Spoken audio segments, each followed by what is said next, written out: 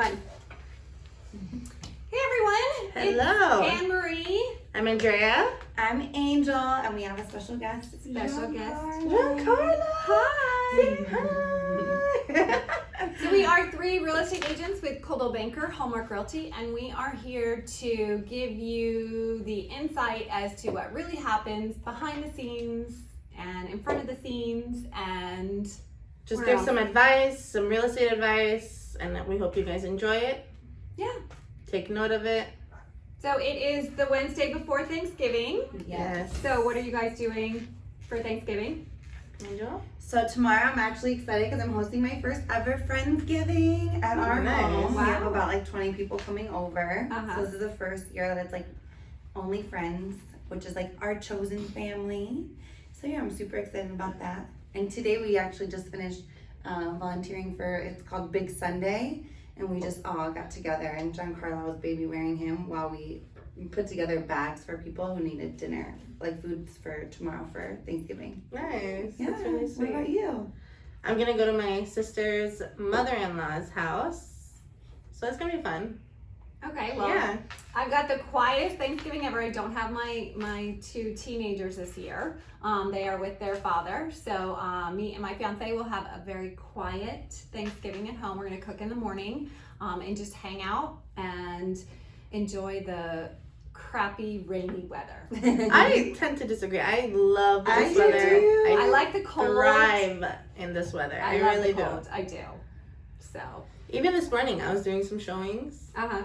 And it was like 4 different showings in 4 different cities, and I was running back and forth, but it was raining, and I just put my raincoat on, and it was so wonderful. It is. It's I loved actually it. sunny right now, but I'm excited. Yeah, we have some great views here. You guys can't see them, but they look really nice. So, real estate.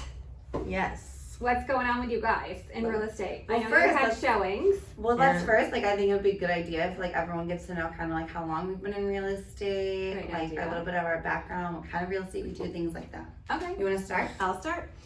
15 years I've had my license. Woo! Yeah. So I've been, I started with my own company way back when. And then I moved to a different company, and then this is my 3rd company, but we've had 3 name changes.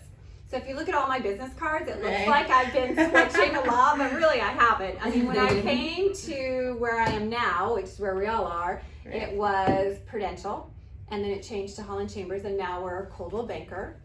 So 15 years. Wow. Yeah. So I got in the market at the top of the market. My first transaction was a listing in La Cañada. We listed it for $1,975,000. Sold in a week for over $2 million. Wow. And why the hell did I not get in this sooner? How interesting. And then the market, of course, crashed a couple of years later.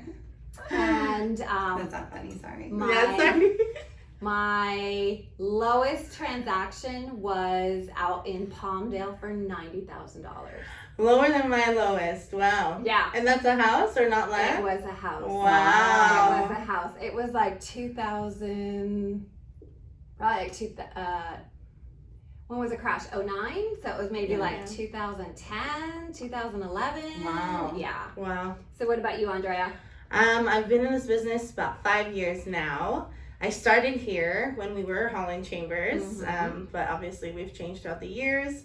For the past couple of years, I've also been part of the management team in a sense of where I do some trainings and stuff like that, social media trainings, different types of things. However, I can help other agents as well. But my number one is, of course, selling real estate, and then we do property management with my family as well.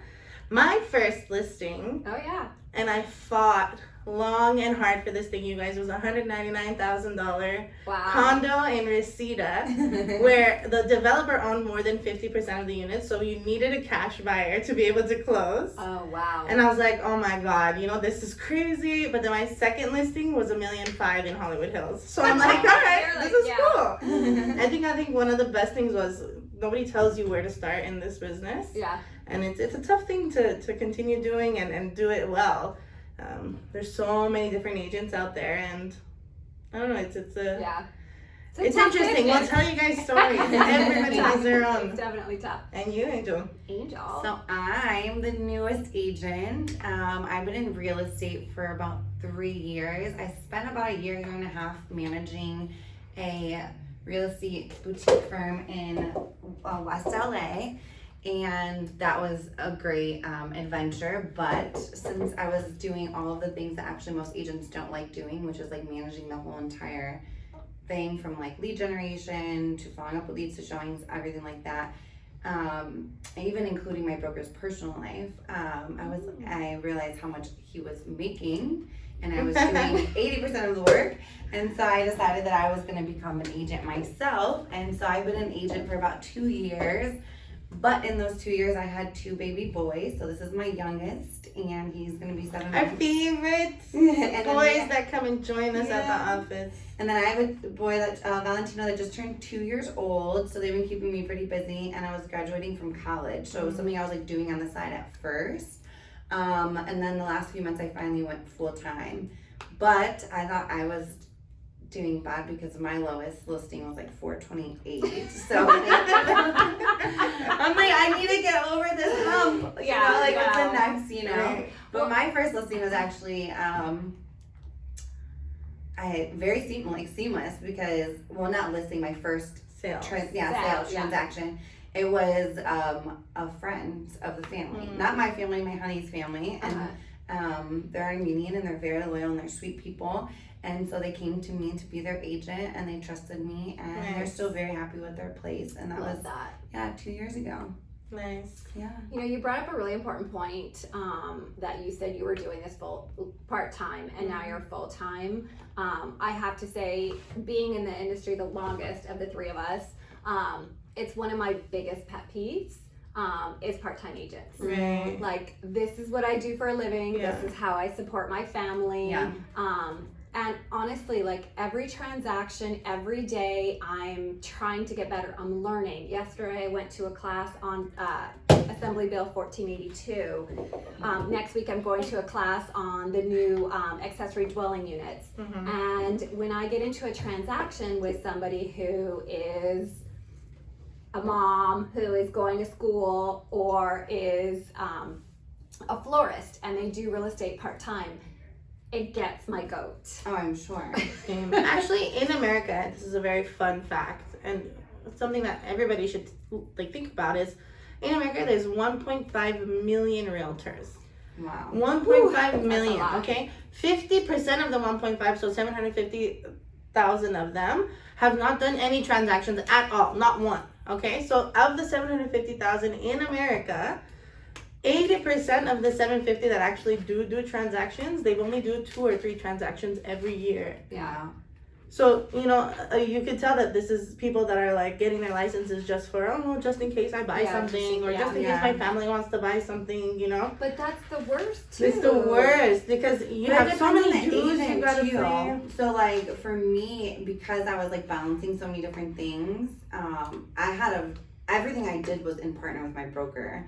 And then that's one of the reasons why I actually switched to Caldwell Banker, is because the mentorship and the leadership here, like the training, I'm still learning, Right. but I never come unprepared, even though I'm still like a newer agent, because I come to Andrea, I come to you, I come to Kevin, I come to like all of our leadership, and I'm like, hey, listen, this is something I've never dealt with before. Even though like I'm newly full-time, I'm like, what's the process? Like, what do I do? Right. And so I never but not everyone is proactive like Angel, I was just about to say, not everyone's like you, as a go-getter of a person as you are, as dedicated to it. Literally, there's people that are just like, just in case my mom wants to buy something in the future, I'm just gonna get it. Or if my son wants to buy something, they have their own full-time jobs, but they have it just so that they can make like a little commission here and there. But it's like, there's so much more than just like being an agent, pushing papers here and there on the other side, I think. And I was actually in a transaction with somebody like that who, because of my experience,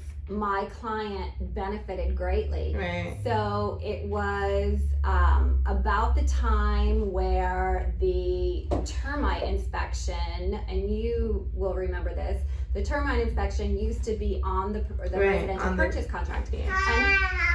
Wow, he's saying wow, I can't believe how long ago that was. So long ago. So So it used to be part of the residential purchase contract. Right. And in Southern California, the sellers used to be responsible for it. Yeah. Well, it has switched. It's now not on the residential purchase contract anymore. So I was representing the seller. I assume a new agent was representing the buyer. They didn't do a termite inspection. Oh, wow. Oh, wow. It's part of their inspections. It's not my responsibility to say, Right. hey, do a sewer, do it, you know. Yeah. They were represented by their agent. We closed the transaction. She came back and said, there's termites. And I said, okay. Yeah. Did you not do a termite Right. inspection? Yeah. And so she sent over a $12,000 termite estimate. Interesting. Yeah. So I don't know if that agent paid it. Obviously the buyer paid it, but my seller, But not you or the seller. not yeah. me or the seller. It's so important who Because- you work with. Exactly. She just didn't know. She wasn't educated, and it was a benefit to my seller. And I think that honestly, like what happens is a lot of agents end up joining, they're new agents or part-time agents or whatever, and then they end up joining a company that isn't like this company that cares like a lot about you, and so they just end up doing their own thing and they don't know anything. Right. Yeah. Like we have like checks and balances here where like that could never happen. Yeah. Yeah. You know, so it's like Right. the company that they work for is so important too. Absolutely. Absolutely. You know. Yeah. Ooh, Yeah, the but- stories we're gonna tell you guys. This is gonna be such a fun experience. I feel like I'm there's excited. so many funny things Yeah. that we've all experienced. Oh yeah. It's not all as glamorous as everybody sees on like $1 Million Listing, which is a biggest pet peeve of mine. I hate that show because it's nothing like Like that. the real Okay, thing so- ever. I will save this for later, but I was actually on what's the other real estate show where you have 3 homes? I can't remember right now. HGTV Yes. something. Yes. What was it? I don't know. It's they go and they I have, don't like, ever watch them because I just get so mad how unrealistic they are. I know. Everything is scripted. Everything. I'm telling everybody now. Yeah. This is the only thing that's not. So Yeah. we do scripted videos too. Right. So it's totally fine. They're usually informative, educational for our clients. Yeah. But this is unscripted. coffee talk. Unscripted. But Happy. Walkie talk. totally, yeah. Yeah, you tell them. He doesn't like it either. Well, I guess that's it. Yeah, let's So happy Thanksgiving to everybody. Happy Thanksgiving. We Yes. will be back next week. We hope you guys tune in. And Cheers. cheers. Cheers. Cheers. Cheers, Giancarlo. Yay.